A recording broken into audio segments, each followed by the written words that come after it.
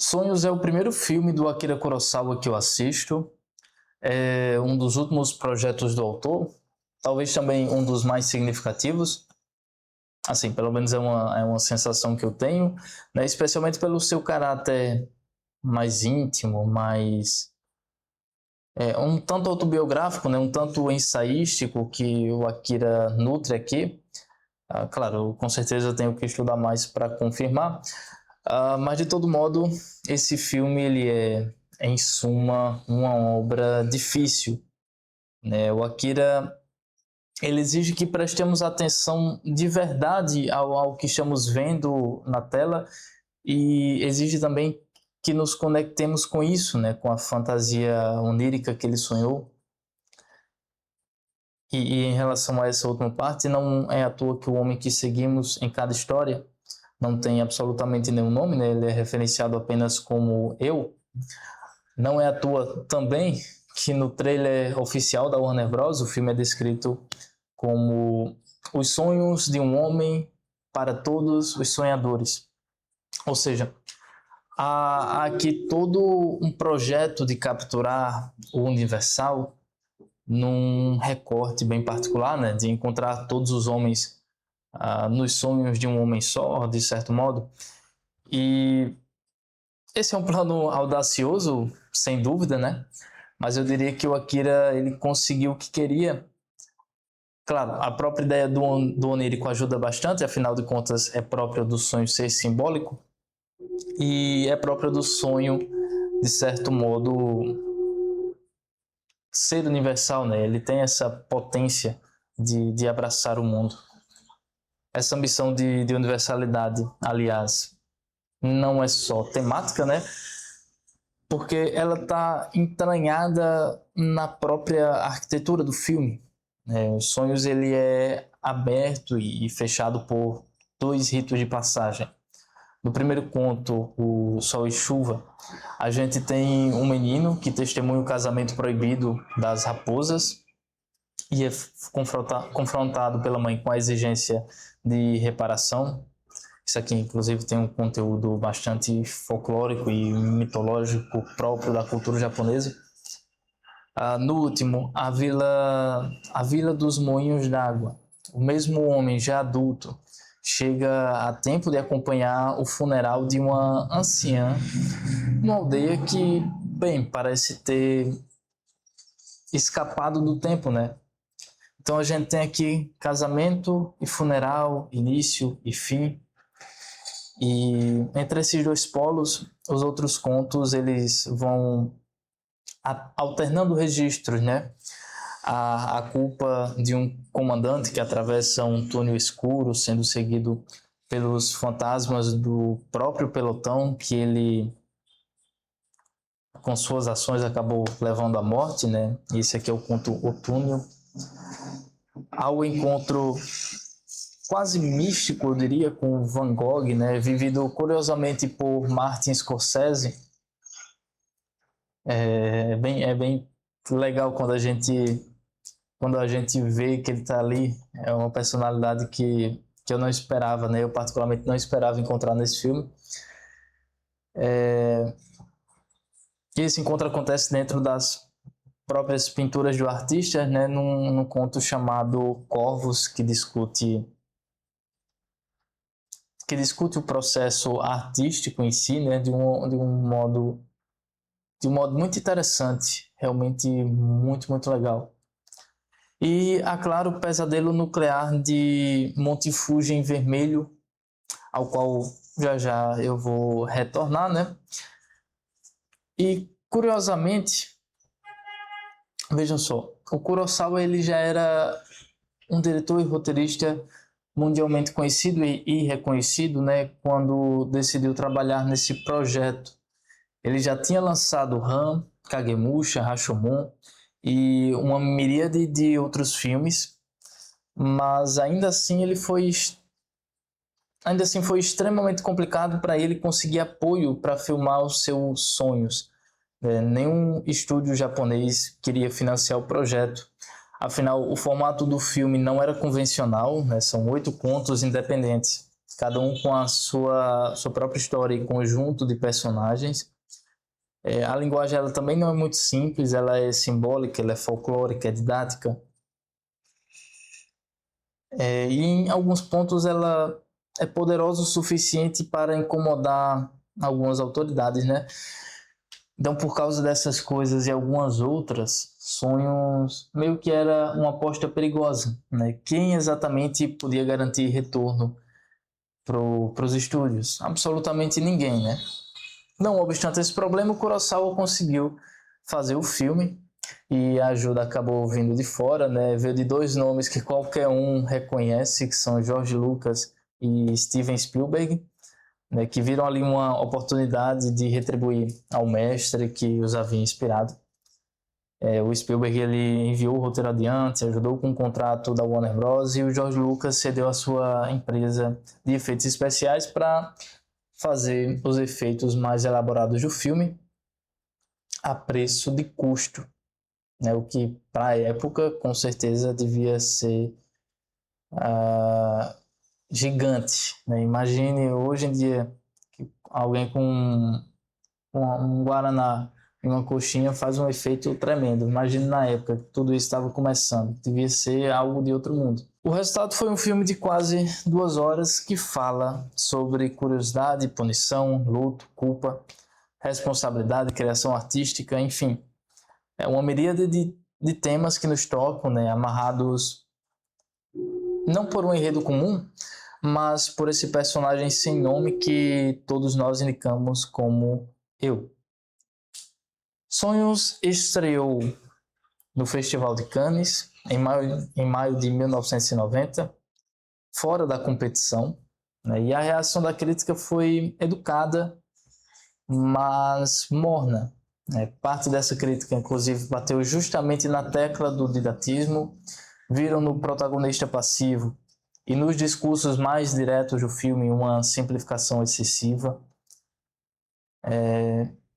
Eu já não penso assim, sinceramente, né? O Kurosawa, veja, ele está filmando sonhos pessoais e, se formos bem pensar, historicamente os sonhos eles são vistos dessa forma, né? Seja como um aviso sobrenatural, seja como uma inquietação do inconsciente, a humanidade ela sempre acreditou que os sonhos eles podem falar conosco sobre coisas reais e palpáveis.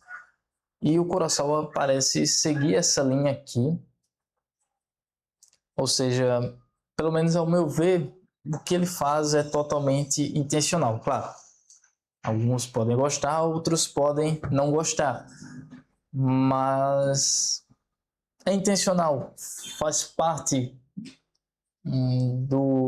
da natureza desse filme.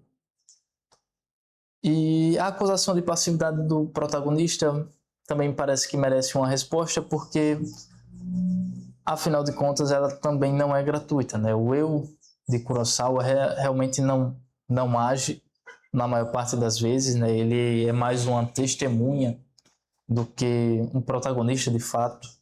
Mas essa passividade não é um defeito do roteiro, é a posição exata de quem sonha, né?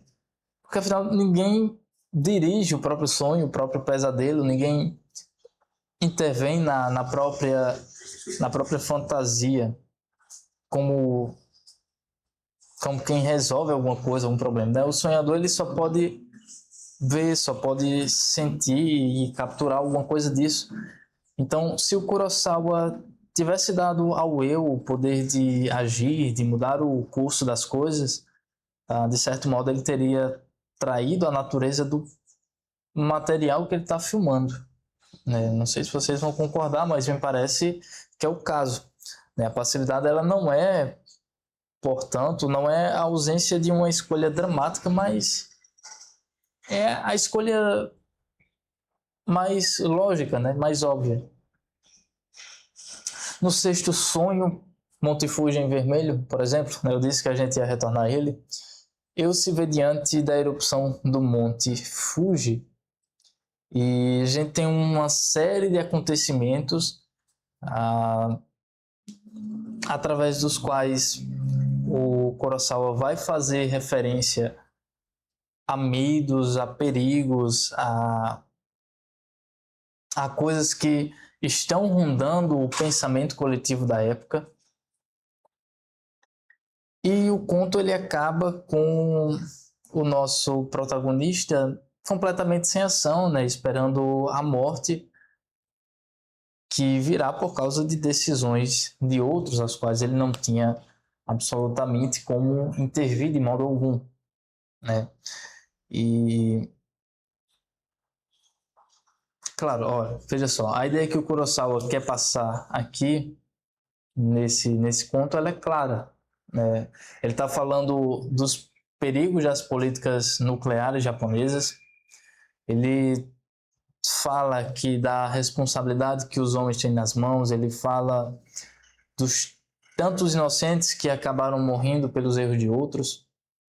Enfim, ele é bastante didático e o seu personagem não tem absolutamente nada que possa fazer, né? Apenas pode testemunhar aquilo. Mas no todo, assim, que mal há nisso, né? Afinal de contas. Porque quantos naquela época não tiveram sonhos parecidos com esse daqui? Eu recomendo que vocês assistam para entenderem melhor o que eu estou dizendo. Mas quantos não tiveram sonhos parecidos e enfrentaram os mesmos medos, né? Então, se a crítica de 1990 ela viu nisso um defeito, talvez ela tenha confundido a clareza do diretor com pobreza de conteúdo. E eu acho que não seja o caso. E, assim, o eu que não consegue fugir, que só pode esperar, ele, de certo modo, é o espectador. Como eu disse, o Kurosawa exige que a gente se coloque no lugar desse seu personagem, desse seu eu. E ele aqui, de modo muito óbvio, ele é o espectador, né, que também é vítima de decisões tomadas em instâncias muito superiores às suas, mas cujas consequências acabam recaindo sobre ele. Isso aqui é óbvio. E é feito de um modo, assim, eu achei muito, muito legal, muito preciso, muito próprio, né? Claro, nos que alguns veem mérito, outros podem ver defeitos. E tá tudo bem, né? Vai de cada um.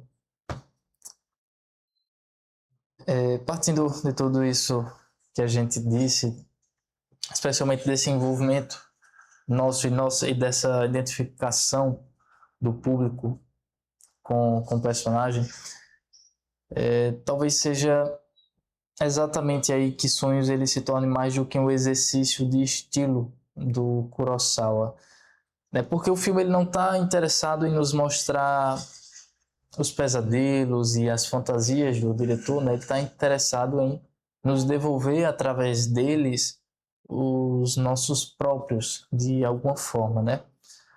No fim, o eu sem nome, ele não é apenas um personagem, mas também um convite. Daí também grande parte da dificuldade do filme, né? Porque hoje em dia quem é que consegue assistir alguma coisa com atenção plena? Quem? Né? Cada vez mais raro. A maioria talvez simplesmente deixe escapar esse convite, né? E deixe de se envolver. Para eles, Sonhos vai parecer uma experiência muito esquisita, muito chata. Eu tenho certeza que essa vai ser a experiência, mas para os mais dispostos, e aqui foi o meu caso, né, para os mais dispostos a se envolver com a narrativa, talvez seja uma riquíssima experiência capaz de alimentar as suas mentes por muito e muito tempo. Muito e muito tempo mesmo. Eu já faz um tempo que eu assisti esse filme, mas eu ainda estou processando muita coisa. Tem muitas imagens que ainda estão aqui. Talvez eu até assista mais uma vez esses dias, quem sabe. Agora deixo aqui minha recomendação para Sonhos de Akira Kurosawa. Se você já leu, ou se você já assistiu Me conta aí nos comentários o que achou e confere se já está inscrito no canal, ok? Fui!